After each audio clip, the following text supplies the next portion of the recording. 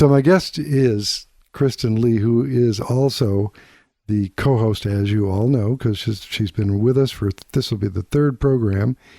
And Kristen, welcome again. Thanks, Russ. You're in North Carolina.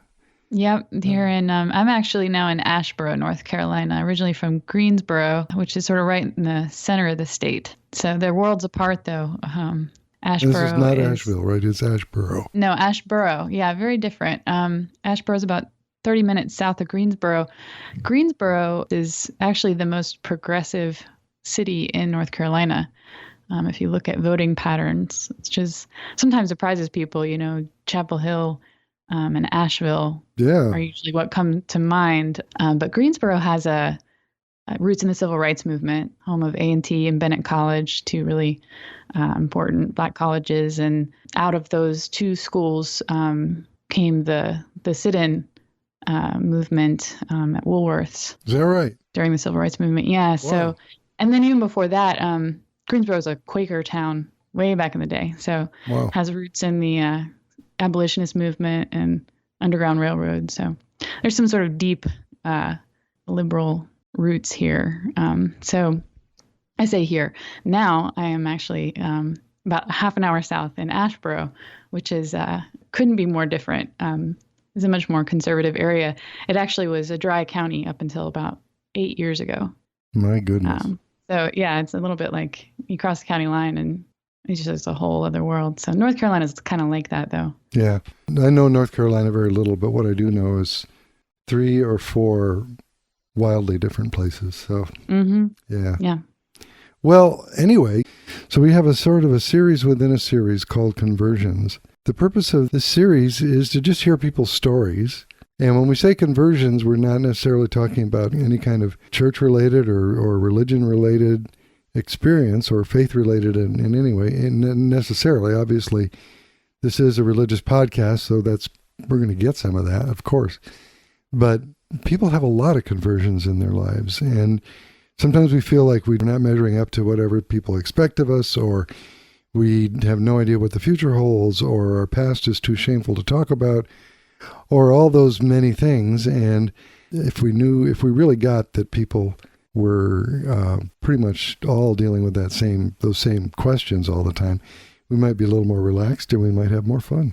But Kristen, you actually have a very interesting story to tell, and I think it'd be good why don't you just pick a spot somewhere where it kind of began for you. First of all, where were you born? What was the circumstances of your family? That kind of thing. How did that fall out? And then we'll go from there.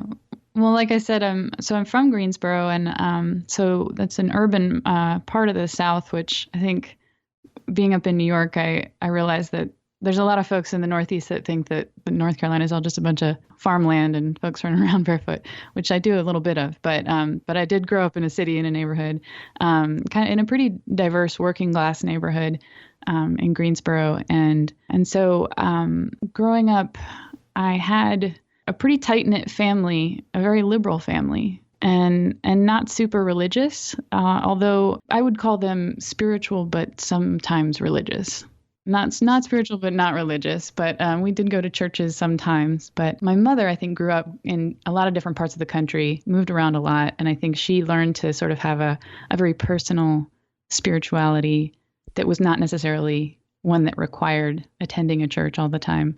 My father grew up in Greensboro in a more Calvinist, sort of rationalist perspective, and was really angry, I think, with that version of faith and religion by the time he was in his 20s. So both of them had a little bit of an ambivalent relationship with specifically the church. And so I was baptized in the church where they were married and where my dad grew up. But by the time I was about 5 or 6, we sort of stopped going there. I think it was maybe around the time when I was a teenager, they started attending a Methodist church. My brother got really involved in the youth program there. And I was kind of, by that time, I think, pretty ambivalent about Christianity myself. I went through the sort of confirmation classes, but I had really no idea what was going on. I think most of my experiences in Sunday school and that kind of thing were just a sense of feeling like I didn't really know what this was, and that other kids seemed to be a part of this group or seemed to sort of have a handle on what this whole church thing was. And I didn't really know what that was. So it didn't really feel like a place where I necessarily belonged. At some point, I actually, one of my first boyfriends, I suppose he was my first love, was another kind of grunge punk kid from that church. And so we would, we would get our parents to drop us off to do the Wednesday night church thing, but we would really go, out back in the church playground and just smoke cigarettes and hang out and play music and stuff. And, he turned out actually to be a really abusive partner in several different ways. And so I think when that relationship ended, that was when I was about 16. So really, formative time in my life, in my development as a person and as a woman. And I kind of came to associate that with the church and its like ultimate uselessness to me. So when I got out of that relationship, I no longer attended that church. And that's when I really think I turned my back on the Christian church in my heart. And at the same time, I would say that I was I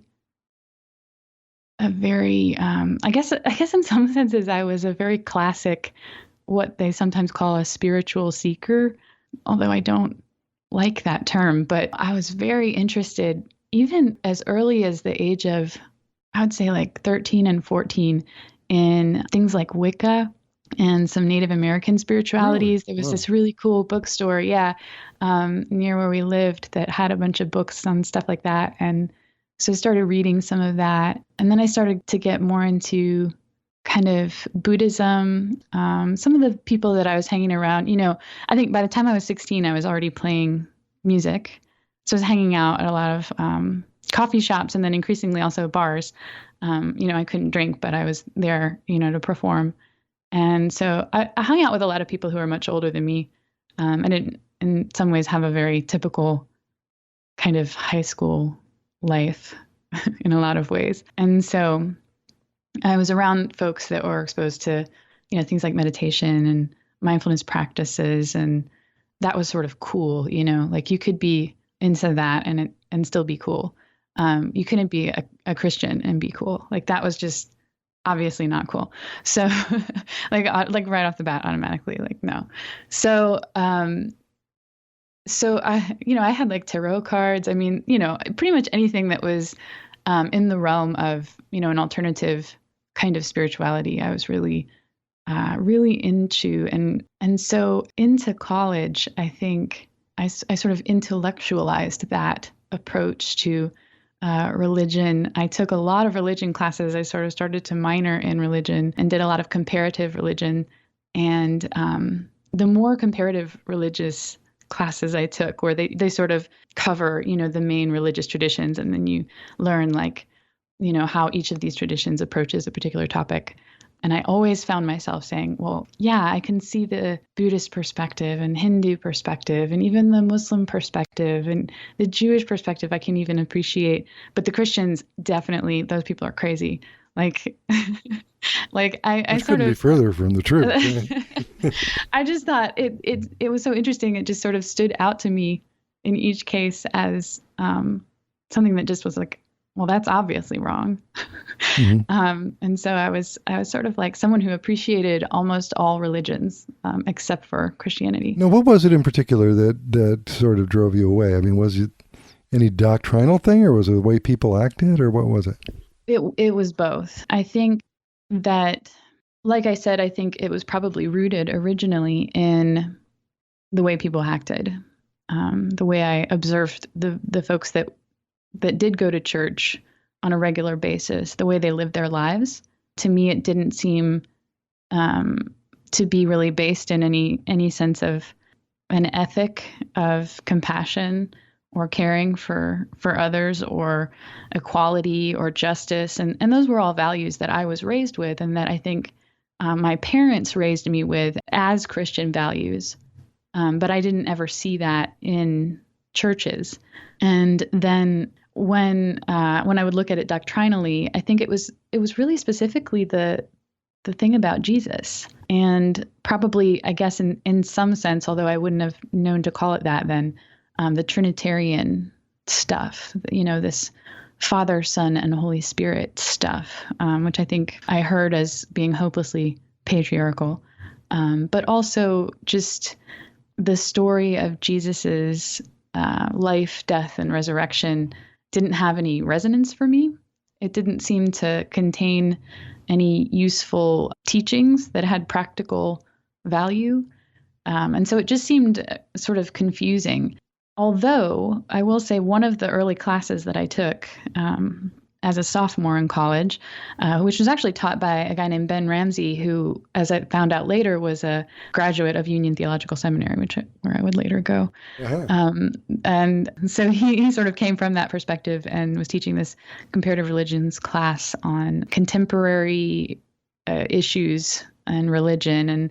And we looked at things like racism and sexism and homophobia, and specifically with the issue of homophobia, because I just sort of took it for granted that churches were homophobic across the board. But in that class, we read a book called Reading the Bible Again for the First Time. One of my favorite books. Marcus Borg. Yeah.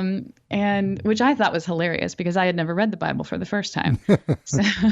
So this was in some ways an interesting introduction into that for me, because, he really opens up some of those passages. So I was really excited about that. I remember being in class and one of these sort of Southern Christians, kind of a typical perspective, I guess, she was like, well, that's not what the Bible says, And I remember I sort of stood up and spoke to her from all the way across the lecture room. Like, I started teaching some of this stuff that I was reading in the Marcus Borg book. I bet that went really well, didn't it? Well, and there was a sociology class called Social Problems, where each of us had to pick an issue.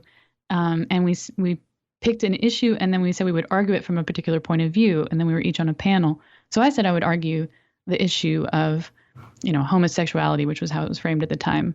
Same-sex marriage wasn't even, on the table yet. But so the issue of homosexuality from a biblical perspective, that was the one that I chose. And I got up, and I sort of started picking apart these 8 biblical texts that people use against people. And I remember there were some Christians in that class that were so angry with me because they thought that they knew exactly what I was going to argue. And I ended up arguing the opposite based on the Bible, which was quite fun. But again, I wasn't a Christian. And so as they pointed out to me later, they were like, this doesn't even mean anything to you. Like, how dare you?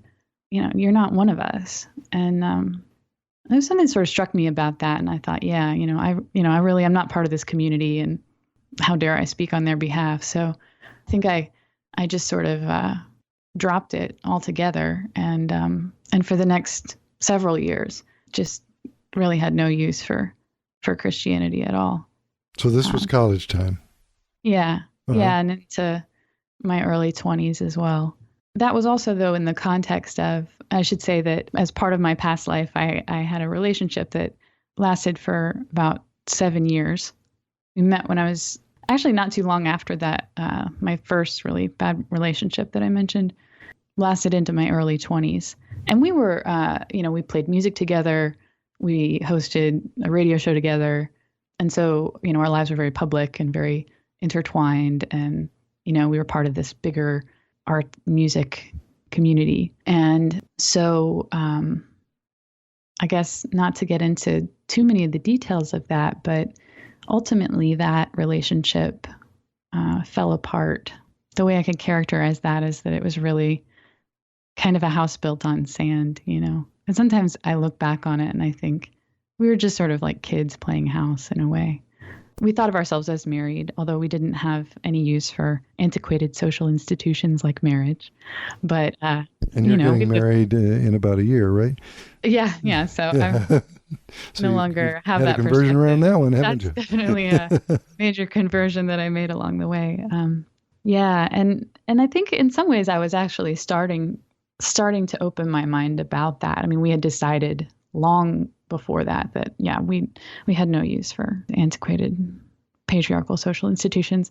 But there was something in the meaning that these traditions that we have, and particularly the religious traditions. I think the more I studied religion, the more I came to respect tradition and the role that plays in people's lives. And I also, I did a study for one of these sociology classes that I took on cohabitational relationships, and which obviously I was researching for my own edification.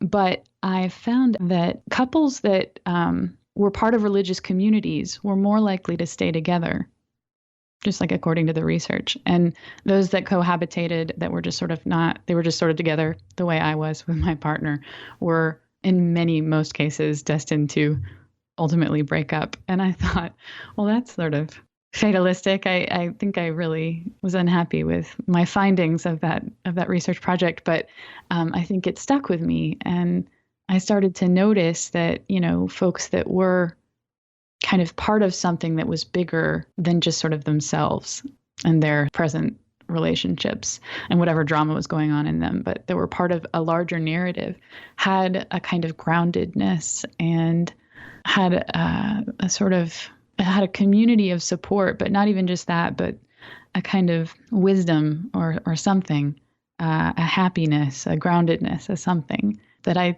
think I really felt I did not have. And so I especially came to admire practice-based religions, Eastern Orthodoxy and Judaism and Islam and Buddhism. I think I was mostly drawn to Buddhism. When you say practice-based, there's several ways I could interpret that. What do you mean by that? I mean, traditions where there's really an emphasis on practices, and less on what it is that you believe or whatever you think in your mind you think about God or about humanity, but that have traditions around how you do praying, how you do worship, how you do, holidays, how you do things, how you do important moments in life, like deciding that you're going to spend the rest of your life with someone, where there was a particular way of doing things that carried with it a particular way of understanding the world and a rootedness in a tradition. That was something I think came to hunger for. So, yeah.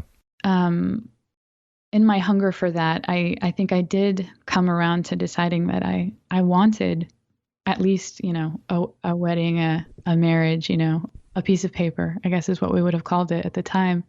And that became a source of real conflict for us and kind of an incompatibility that we couldn't really bridge. And so I think that was kind of the beginning of the end in a way. And it really jolted me. I mean, I had really, my whole life was centered around that relationship.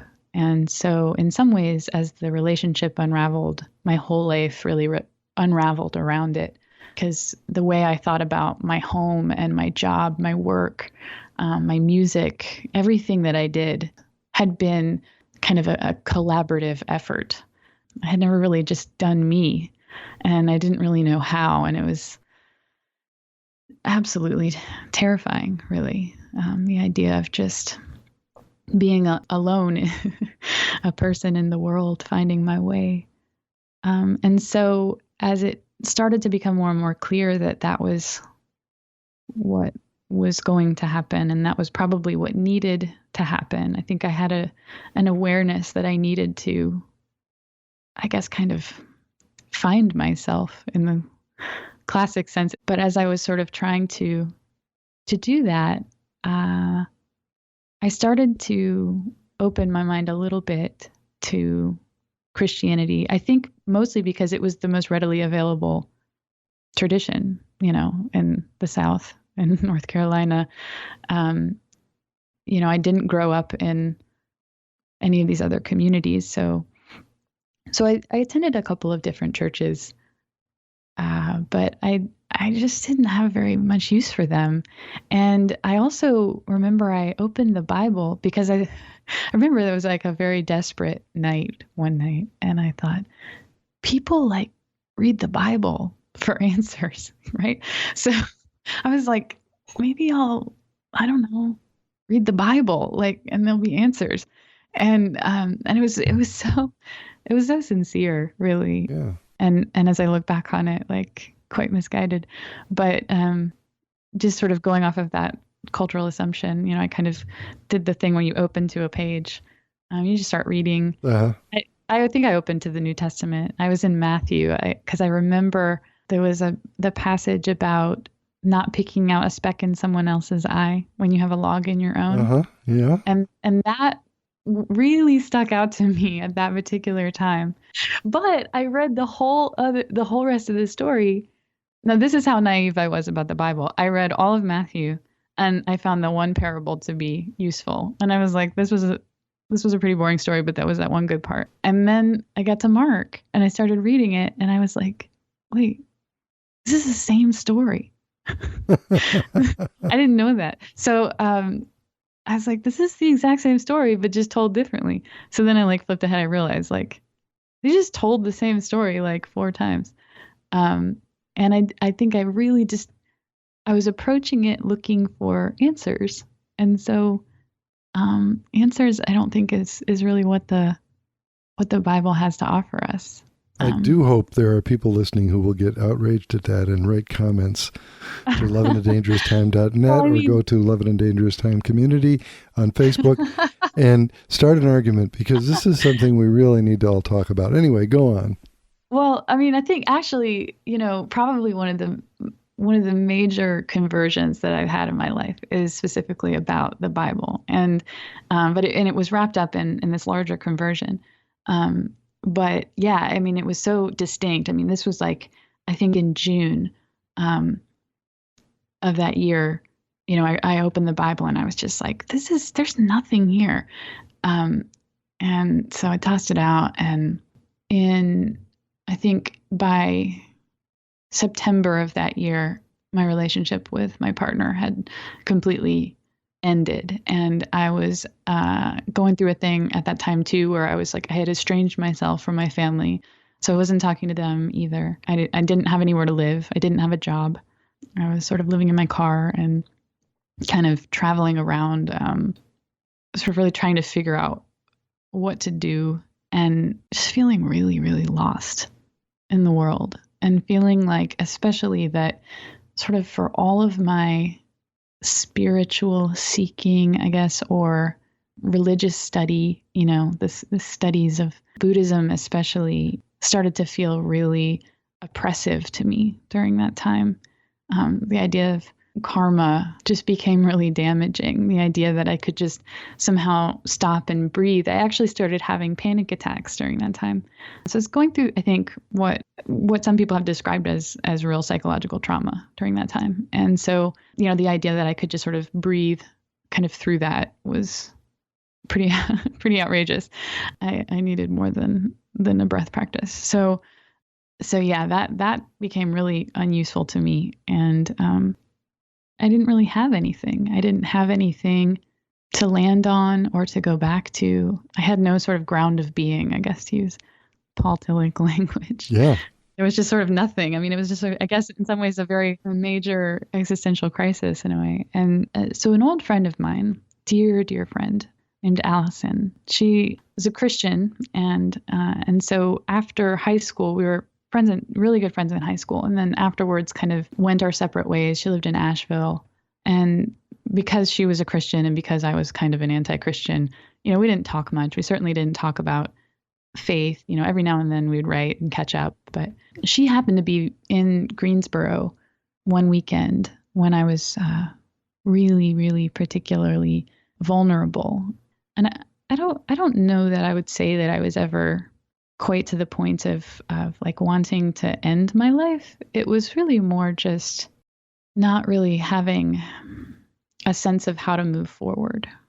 And I think in some ways, when I think about the Greek word kenosis, which is the word for self-emptying, Paul says, Jesus emptied himself and that we are called to empty ourselves. And that's sort of, in a sense, what I think of as the character of the deepest kind of conversion. Sort of requires that in a way, that letting go of the self or what we think is ourself, and allowing ourselves to really like land in something much bigger than that. And so in some ways that's how I view this time in my life, that I had to let go of really everything. And so it was really at that point when I had done that I was pretty much at the lowest point of this whole journey downward, that Allison sort of found me. She just happened to be in town and call me up.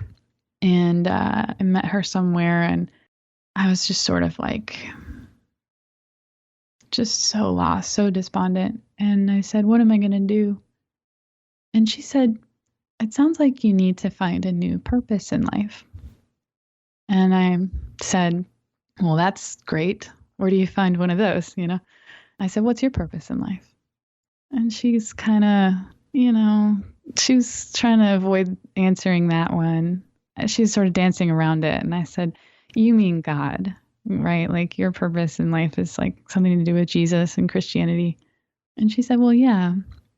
And I said, that would be great, actually. I would really like that. I would love if I could believe in God, because that would probably make my life a lot easier right now, maybe. But I don't. And I think I had reached this point where it was like, I can't force myself to believe in something I literally don't believe in. It's totally unbelievable. Everything about Christianity is totally unbelievable. Mm-hmm. I mean, other religious traditions are sort of at least based on, I don't know, practical kind of life steps that you should take to kind of live a better life. But this whole thing with miracles and resurrection and these stories, I did not understand it at all. And I certainly didn't think I could believe it. I was a rational, educated, scientist person. Yeah. Anyway, I was like, I don't know how to believe in that. And she said, why don't you ask God to show you how? And I was like, It was an interesting question to me, because it was like no one had ever quite posed it in that way. It's a question that already assumes that God is God, that there is God, and that you can ask God questions. The sort of, I guess, scientific rationalist in me was like, well, that sounds like research. Like I could do that. Like if you were gonna, want to find out, like that would be the way to do it. It's going to be just like grad school. Yeah. Like you would have to just ask, and which would have never occurred to me, because I already assumed that wasn't a real thing. So I sat with it for about a week. And then the next week I found myself, I should mention at this time too, that I actually at some point along the way got a DUI. And so I was arrested and had my license revoked. So I was a person who was basically like living out of my car with no job and not very much money left and nowhere to go. And most of my friends had turned their back on me, and I didn't even have a license. So I had sort of gone to the beach, because I guess it's a place where like I've always felt a connection to something larger than myself. I always used to picture myself as a mermaid when I was a child. I love swimming in the ocean. I love being there. I was always sad when I had to leave. And so if I needed a place to just go and be, that was where I was going to go. So that's where I found myself. And like really with nothing. I mean, with about as nothing as I guess you could get. I mean, I guess my car could have imploded, and I was walking around out there and I thought, I'm going to do it. I'm going to do the thing. I'm going to ask God how to believe in God.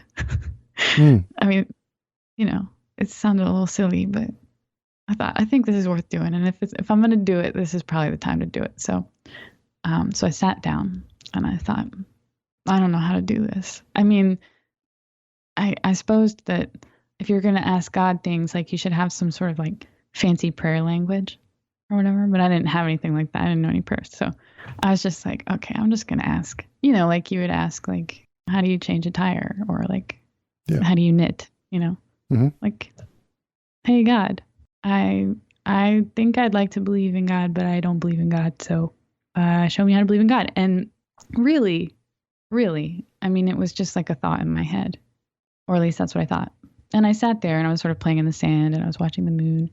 And I thought, this is so silly. Like, what do I think is going to happen? Like, even like, how would God, answer something like that? What am I going to get? Like, some magical shell is going to wash up and there's going to be a note inside. It's going to be from God. I mean, it's like sort of ridiculous. My spirituality was so nature based. I mean, I was like, I was really like a believer in the Force, if anything.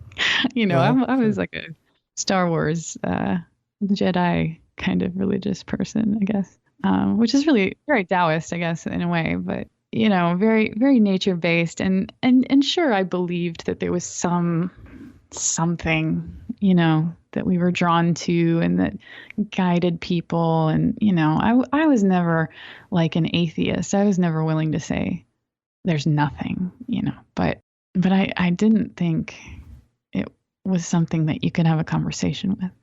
And so I just thought, well, this is just a stupid thought in my head. And I just sat there. This was in like mid-November. And I was out on a deserted part of the beach, which is like a wildlife refuge. So there's no houses there and there's no hotels. So there's no people out there really, especially at that time.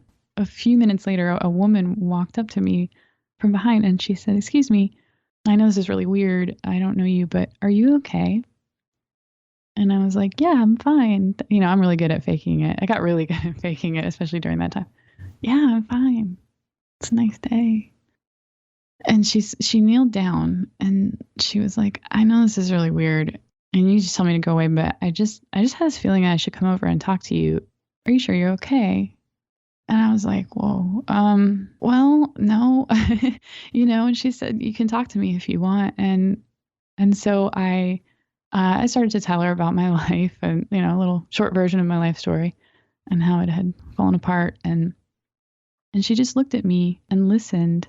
And then she said, "Do you believe in God?" And I was like, whoa. So it really freaked me out. But I was just like, well, no. I guess I'd like to, but I just don't really know how. And she said, "Do you want me to show you how?" Really? Yeah. And I was like, what?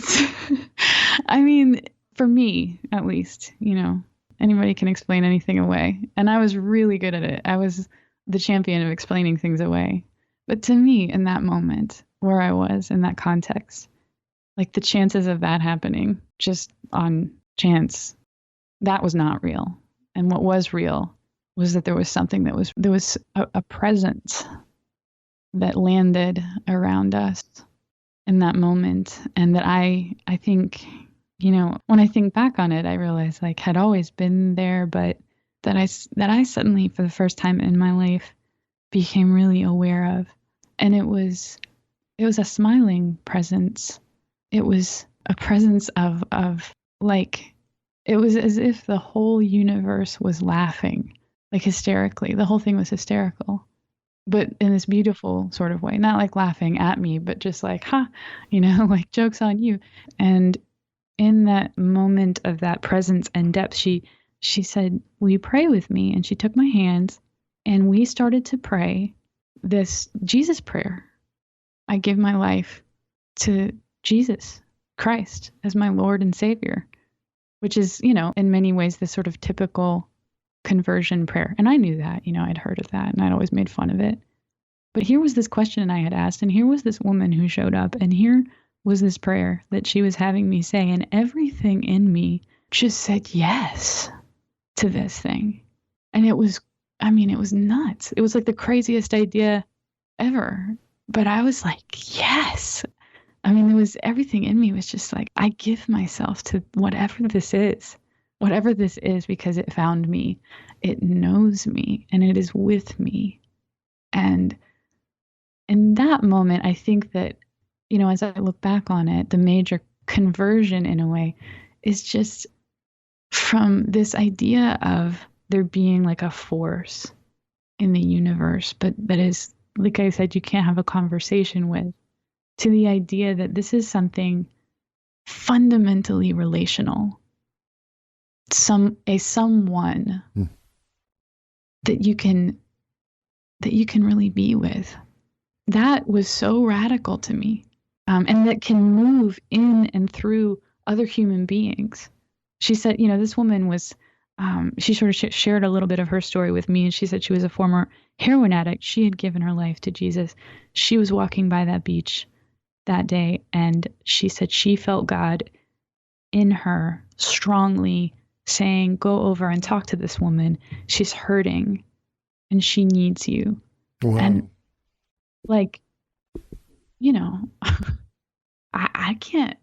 I don't know how that happens, but I know that it happened. And that was sort of what mattered. It was all that mattered to me in that moment.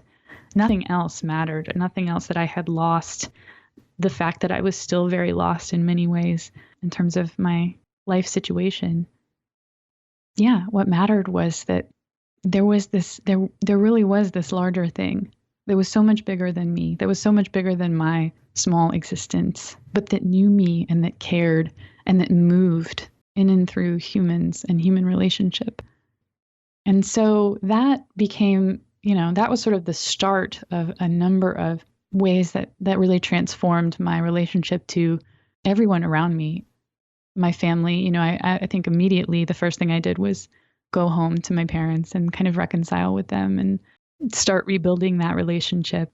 And I spoke with several of my friends. I started rebuilding, those relationships. And the other thing that I did was that I really wanted to read scripture and go to church. And the amazing thing was that when I opened the Bible back up and started reading it from this perspective, there were so many things about it that were clear. And in some ways I could say there were so many answers that I wasn't able to see before because I was looking for teachings or, direct, literal, this is what you should do. And that's not what the New Testament offers. The New Testament offers us stories, like a story to live into. Here's the story of Jesus, and Jesus invites us into this relationship and into this story with our stories. And when I was able to see it that way, all of it suddenly became alive and relevant and really, really exciting. And I thought, oh, this is why people go to church. The people that go to church get this stuff. They really get it. And that was my mistake, I think, in some ways, because I thought I got something that a lot of people had always understood. And a lot of them do. I think a lot of people have been through depths of suffering and have really found their hope in Jesus and his story of suffering and redemption. And so, there's a lot of that in the church, but there's also a lot of people who are kind of nominally Christian who just haven't had an experience like that. And so I had to sort of find that out in a whole new way. Because I really wanted to, I said on that beach, I am going to follow Jesus as my Lord and Savior. I have no idea what that means. I'm as I'm saying it, I'm I have absolutely no idea what this means. Wow. But I'm going to become a Christian now, whatever that means. And so it really, I embarked on this journey to try to figure out what that means. And that was 12 years ago. Yeah. And I'm still on that journey. So, and just give us a little bit of what that journey has been for you. You've got your MDiv. You spent 5 years in New York, or 4 years, or whatever. So So I'll say I started with some different kinds of churches. I didn't have one particular church to kind of go home to or anything like that. My parents had been doing some classes at an Episcopal church in town. They were like, we think this place is okay. So I checked that out. There was a Franciscan monk, Catholic priest, who did a mass at a bookstore on a Wednesday. I used to go to that. And there was an evangelical church that met in a warehouse basement. Wow. They actually sang, these contemporary Christian songs and all of that. And which was so, musically, it was really hard for me, to tolerate. But but that was actually a sort of a conversion moment for me too, because I went into these churches and I really watched these people like with the eyes of love. Like I had been judging these people my whole life. And suddenly it was like, maybe even these people have something to teach me.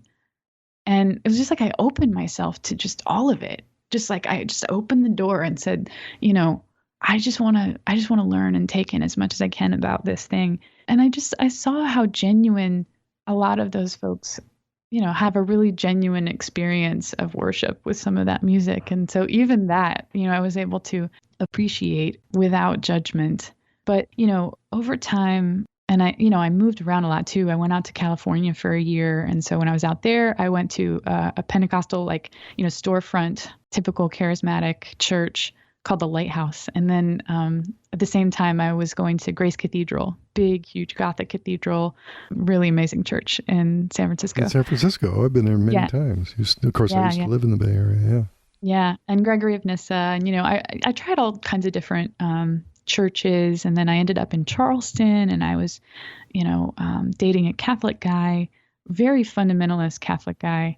And so they really were trying to push me on the Catholic stuff. And I read, I was a big fan of Henry Nouwen and Brennan Manning and, all of the sort of medieval monks and all of their, all of those ancient writings. Those are all Catholics. And I thought, yeah, I love the Catholic. Richard Rohr, I was a big fan of Richard Rohr.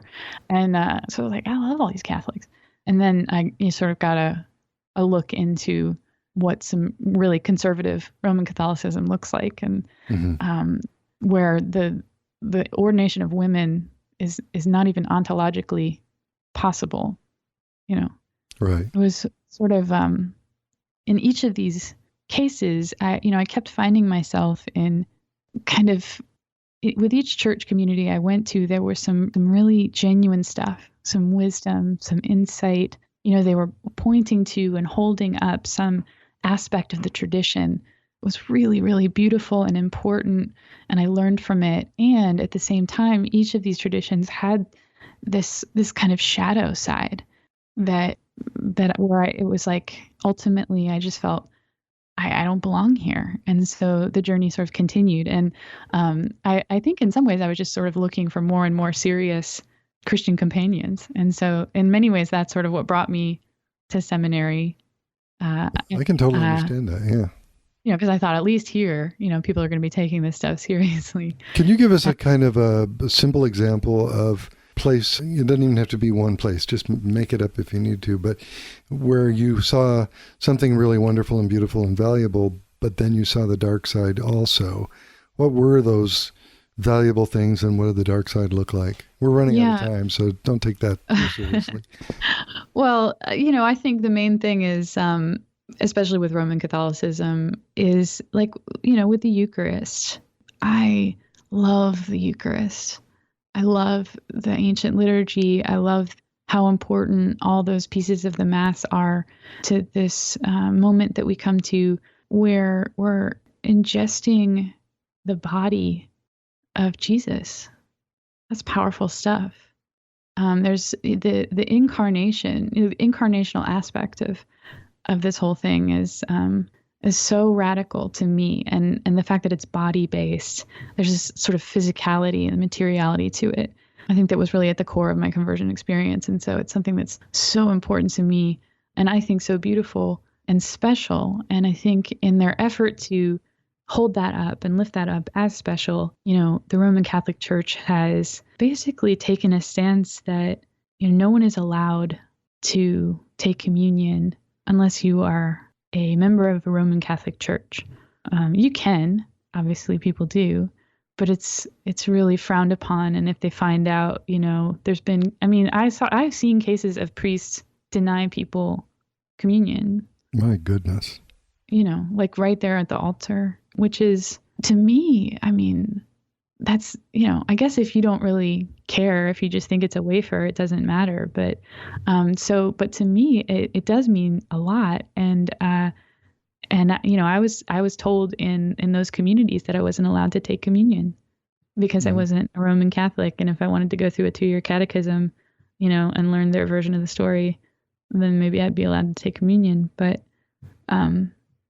there was a lot of parts of that story too that I couldn't get on board with, particularly the fact that the idea that women are ontologically incapable of being priests. So, there's sort of, I appreciate a lot of things about the tradition that the Roman Catholic Church holds. And at the same time, it was barring to me. Mm-hmm. So, but even like in Quaker traditions, even, the Methodist Church, I mean, like it's kind of every church sort of denomination has a version of that. And I think the funny thing about that is that, all these churches, especially mainline churches, they think that, what they want is, someone like me. I mean, I'm like the target demographic, the young, hip, I don't know, estranged from the church, spiritual seeker who, anyway. Well, let's even take it to the crude level. You are at the age where in a few years you're going to start having babies, and then you're going to you're going to start tithing, right. and that's important. That's what on a lot of people's minds. Right. And as that person, like going into some of those churches, I mean, you start to feel like there's kind of a zombie feel.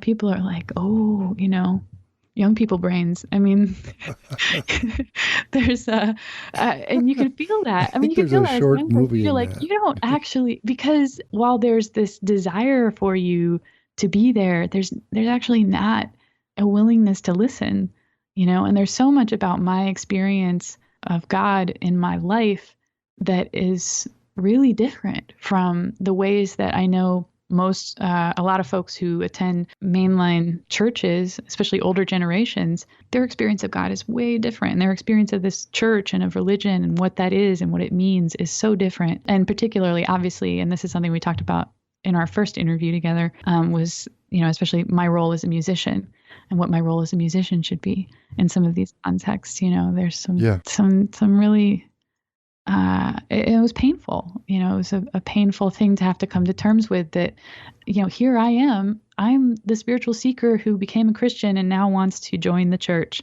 And it was sort of unbelievable to me how difficult churches across the board have made that for a person such as myself.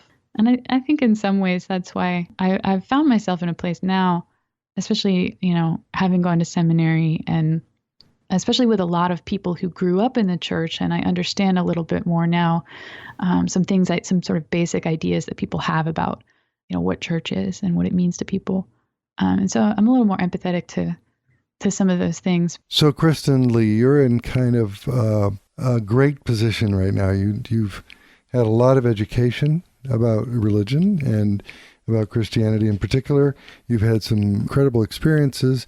You are working on some very valuable projects, including Love in a Dangerous Time. You're taking a place in the Christian community.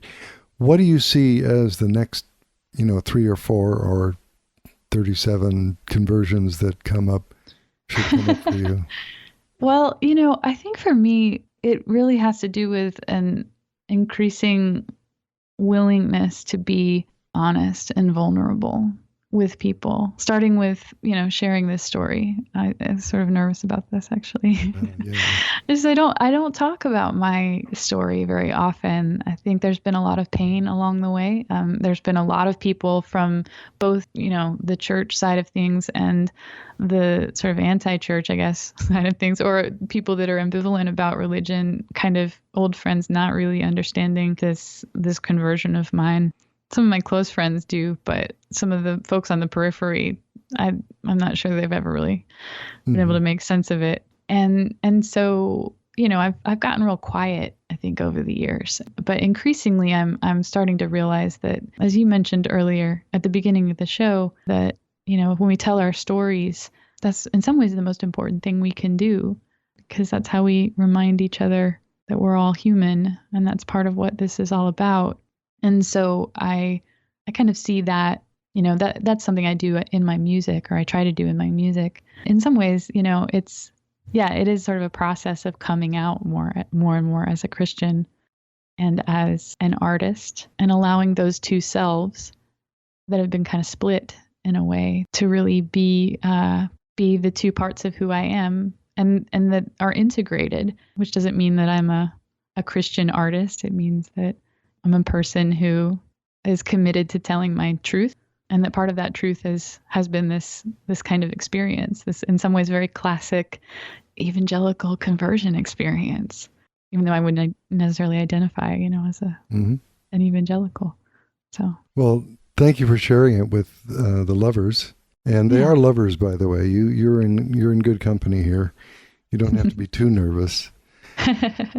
And and lovers, by the way, there is another interview with Kristen that we did back in February of 2016, I believe.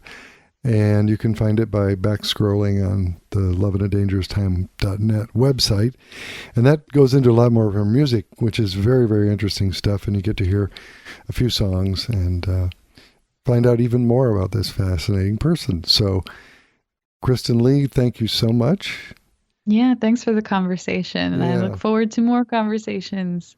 And next time we'll just be introducing an interview, but this was really fun.